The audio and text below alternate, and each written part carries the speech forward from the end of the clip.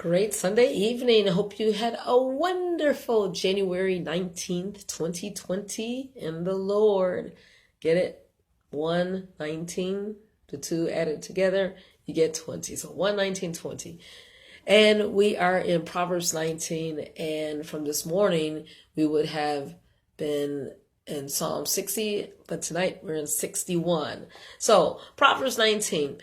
Verse 11, the last part. It is the glory of anyone, man, woman, teenager, child, to overlook a transgression, to just give someone the benefit of the doubt and not respond, and not go off.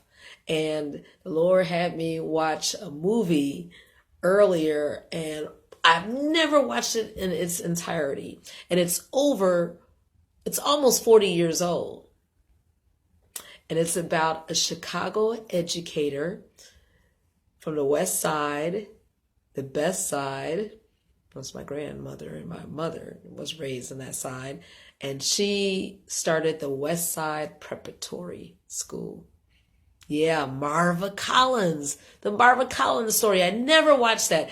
And to my surprise, I did not know an old high school mate of mine who's now an attorney here in Chicago. He was in that movie. He was one of the little boys, he was a student. Anyway, I was really amazed. I said, I'll never be the same teacher again. I thought I was passionate before, but it's about to be on.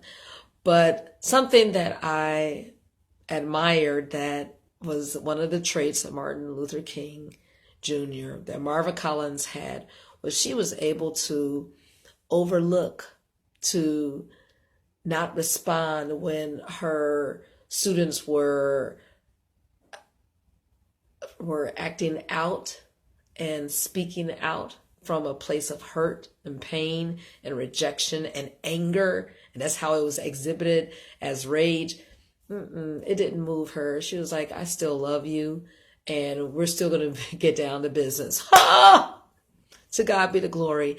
And like I said, when I mentioned that Dr. King stated that he was more committed to the path of nonviolence, he said, as a result of his stabbing. What? He even saw the woman who stabbed him in the hospital, because they had to identify her. So he still came face to face and still had no animosity. Oh my goodness. If they can do that, right? It is a glory to pass over a transgression. When you hear someone say something mean about you behind your back, and it was a loved one or what have you, I'm telling you, it's really hammering in the teachings of Jesus Christ, that Matthew 5:44. It's easy to say it, but it is very difficult to implement it. But with the Holy Spirit, we can do it. We can love those enemies. We can bless those who can curse us, right? We can pray for those who despitefully use us. We can do good to those who hate us. Amen. We can. And in Psalm 61, when our heart is overwhelmed with rejection, or we're being excluded, the Lord promises that he will lead us to that high place, to that rock that is stronger than our own puny situations. And he will be that shelter. We keep on talking about that refuge, that defense, and he will protect us from the enemy. So the enemy wants us to snap. He wants us to lose our testimony and our joy, but the Lord will secure it in his peace and his love, and we'll be able to continue to enjoy the abundant life. Okay? Enjoy this evening and prepare to worship the Lord in spirit and in truth, and do service tomorrow and forevermore. Good night.